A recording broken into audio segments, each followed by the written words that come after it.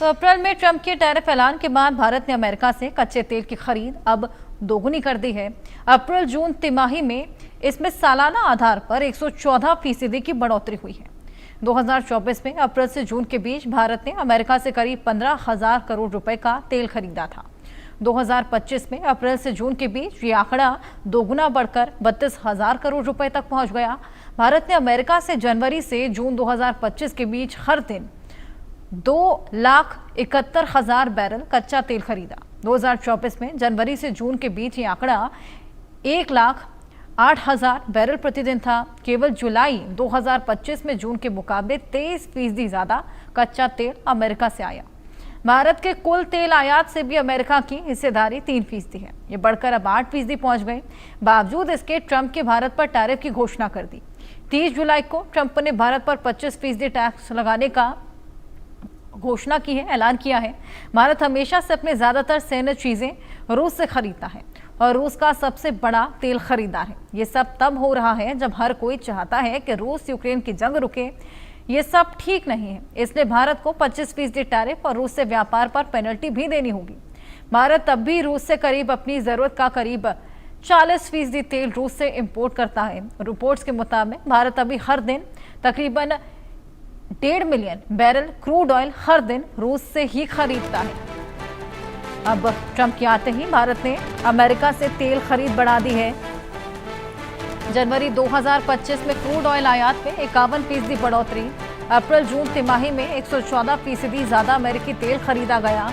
America से LNG LPG आयात में जबरदस्त उछाल है। भारत अमेरिका ऊर्जा साझेदारी अब और मजबूत हो गई है। लेकिन सवाल लगातार यही उठ रहा है कि रूस के साथ जो तल्खियां अमेरिका के देखी जा रही हैं, क्या उसी वजह से टैरिफ वॉर भारत के साथ अब अमेरिका का छिड़ गया है? जो लगातार ट्रंप का ये टैरिफ अटैक है भारत के ऊपर, 25% टैक्स मर दिया गया है।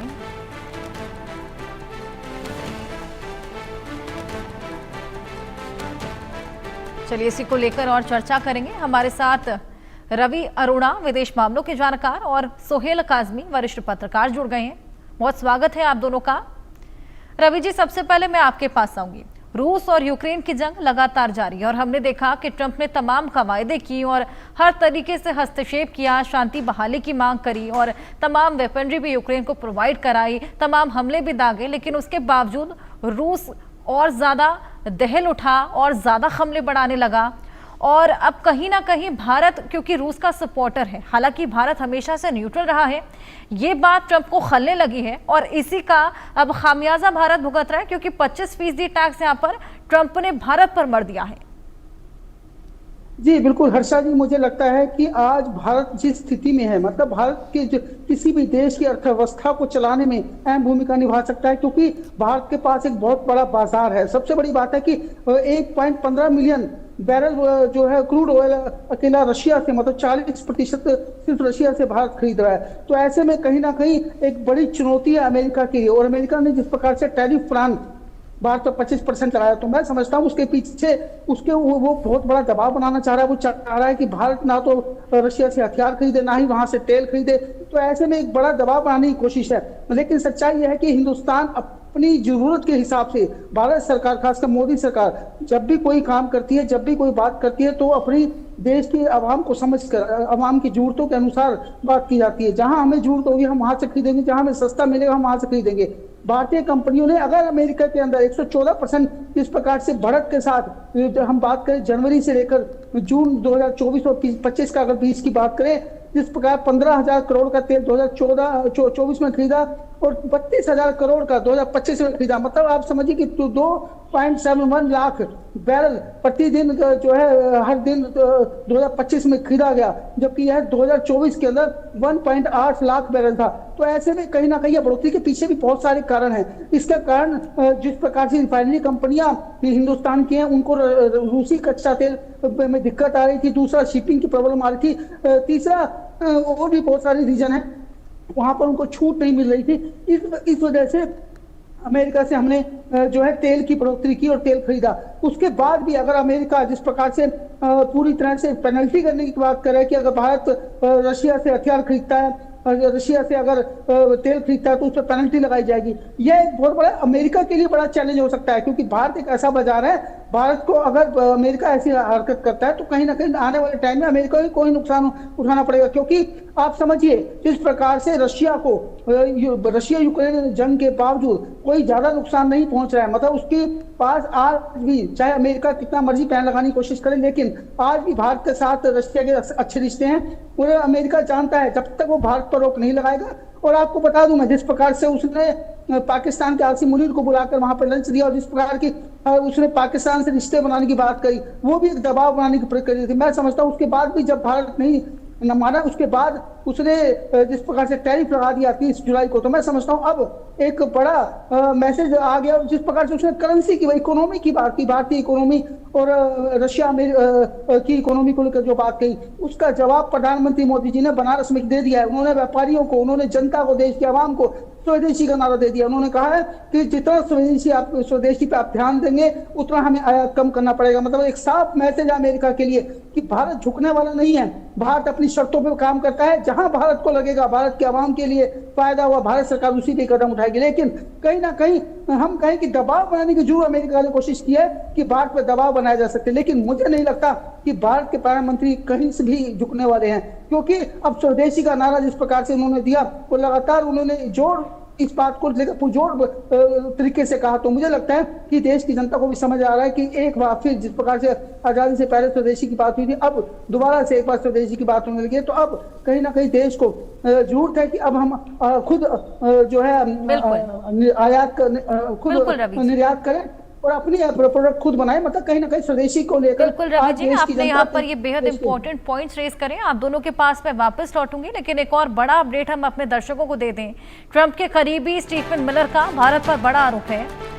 रूस तेल खरीद पर ट्रंप प्रशासन ने भारत पर निशाना साधा। यूक्रेन जंग में रूस को फंडिंग कर रहा है भारत, ये तमाम बड़े आरोप लगा रहे हैं मिलर। भारत पर 100% टैरिफ लगाने की धमकी दे दी है।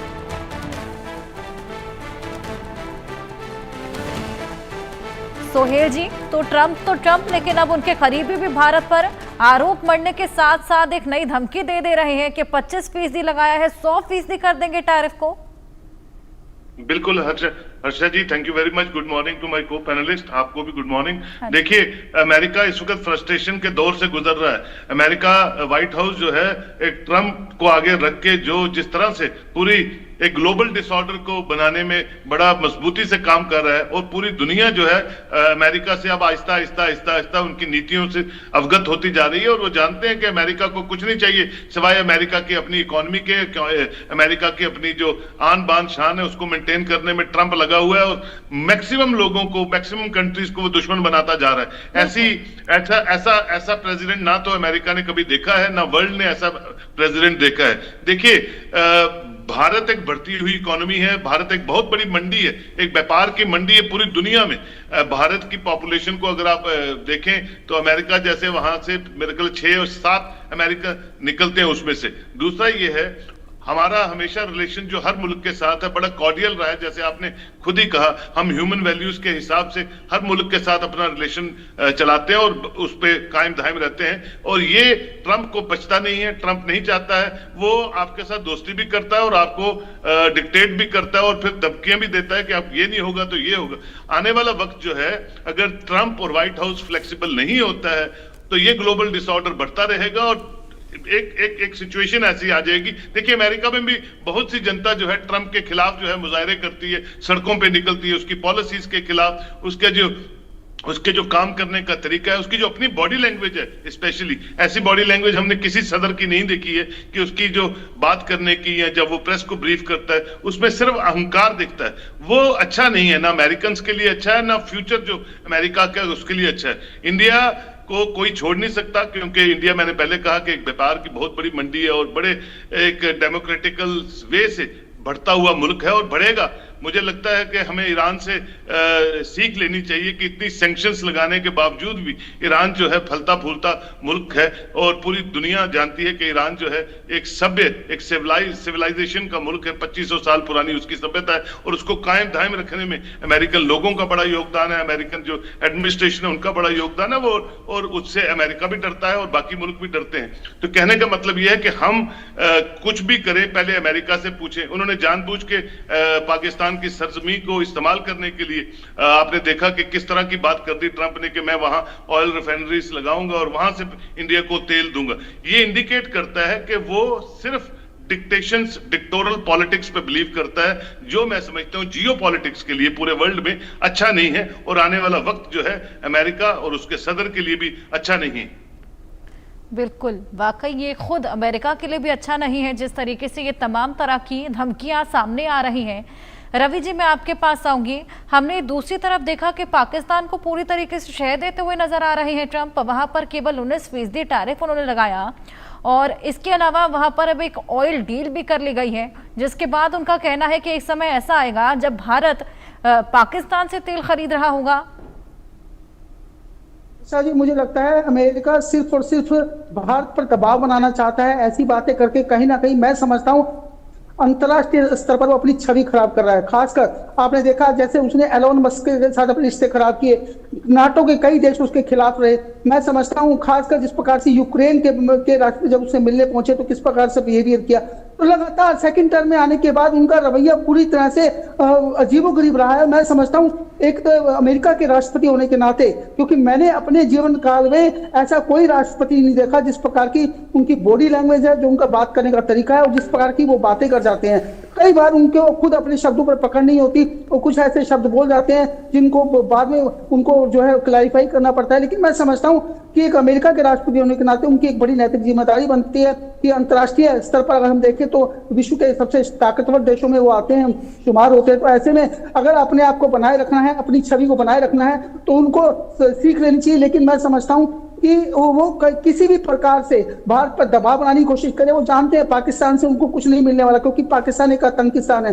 पूरी दुनिया में अगर किसी भी मुल्क में कोई आतंकी घटना होती है तो उसके तार सीधा पाकिस्तान से जुड़ते हैं, और वहां जितने भी वहां पे आतंकी गुट हैं उन सबको जो है ISI और वहां की जो सरकार है, वहां की जो सेना है, उनको पालती पोसती है। तो ऐसे में अमेरिका के लिए भी जो ओसामा बिन लादेन थे वो भी उनके वहीं पे ही मिले थे। तो ऐसे में कहीं ना कहीं अमेरिका भी सारी बात जानता है, लेकिन वो ये भी जानता है कि अगर भारत पर दबाव बनाना है, अगर जो है ईरान पर दबाव बनाना है, अगर चाइना पर दबाव बनाना है, तो वो ऐसी बातें करता है। वो पाकिस्तान पर जो है कटोर किश्ती में सवार होना चाहता है, उधर से भारत से भी बात करना चाहता है। लेकिन भारत का स्पष्टीकरण हो चुका है। भारत सरकार साफ कहती है हम द्विपक्षीय में समझौते में, द्विपक्षीय बातचीत में भरोसा रखते हैं, द्विपक्षीय संबंधों में भरोसा रखते हैं। लेकिन जिस प्रकार से वो पाकिस्तान को बीच में घसीट कर कहीं ना कहीं उसका टैरिफ कम करता है, तो एक हमें डराने की कोशिश कर रहा है। सच्चाई है कि वो जानता है उसको कोई फायदा मिलने वाला नहीं है, और जिस प्रकार से वहां पे वो जो है तेल की बात करता है पाकिस्तान के, तो मैं समझता हूँ आने वाले टाइम में आप देखेंगे ऐसा कुछ नहीं होने वाला। वो सिर्फ और सिर्फ दबाव बनाने की कोशिश है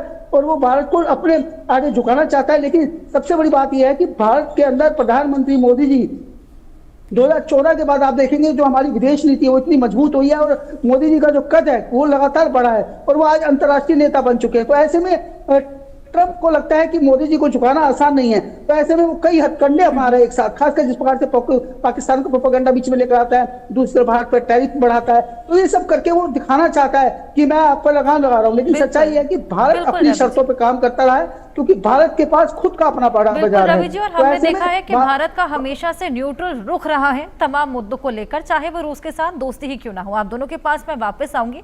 एक और बड़ी खबर हम अपने दर्शकों को दे दें। भारत ने अमेरिका की धमकी को नकार दिया है, रूस से तेल खरीद जारी रखने का फैसला लिया है। रूस पर बैन से अब तेल के दाम भी बढ़ सकते हैं। रूस से तेल खरीद जारी रखने का फैसला अब भारत ने लिया है बैन से, लेकिन अब तेल के दाम भी बढ़ सकते हैं। अमेरिका की धमकी को पूरी तरीके से नकारता हुआ भारत। सोहेल जी, मैं आपके पास आऊंगी। रूस पर बैन से अब तेल के दाम भी बढ़ सकते हैं, लेकिन अब रूस से ही तेल लिया जाएगा, ये भारत ने ऐलान कर दिया है। बहुत अच्छा डिसीजन है और मैं समझता हूं विकसित भारत का ये जो एक अनाउंसमेंट है, ये अपने आप में इंडिकेट करती है कि इंडिया रुकने वाला मुल्क नहीं है। इंडिया सभ्यता से बात करने वाला मुल्क है। अगर सभ्य तरीकों से बातचीत और ट्रेड चलता है तो बहुत अच्छी बात है, नहीं तो भारत बहुत सक्षम है अपनी चीजों को देख रेख करने के लिए। दूसरा यह है कि ट्रंप जानता है कि भारत के साथ कितने ममालिक जो हैं आज भारत के बिना चल नहीं पाते हैं या भारत के बिना जियो पॉलिटिक्स में खड़े रहते हैं, तो ये भी फ्रस्ट्रेट करता है अमेरिका को। कोई भी मुल्क जब आगे बढ़ेगा, कोई भी मुल्क जिसकी इकोनॉमी आगे बढ़ेगी, अमेरिका को सूट नहीं करेगा, वो उसको हमेशा अपनी तरफ से एक थ्रेट मानता है, जो मैं समझता हूं अमेरिका के लिए आने वाले दिन के लिए अच्छा नहीं है। देखिए, अगर एक शेर को अपनी जो छवि है उसी तरह बना के रखनी है तो उसको सब चीजों का ध्यान रखना है और पूरे जो जियो पॉलिटिक्स में जो मैटर करते हैं कंट्रीज, उनके साथ बड़े कॉर्डियल अफेयर्स के साथ चलना है। धमकियां जो हैं और ये जो डिक्टेटोरियल सिस्टम से ट्रंप चल रहा है,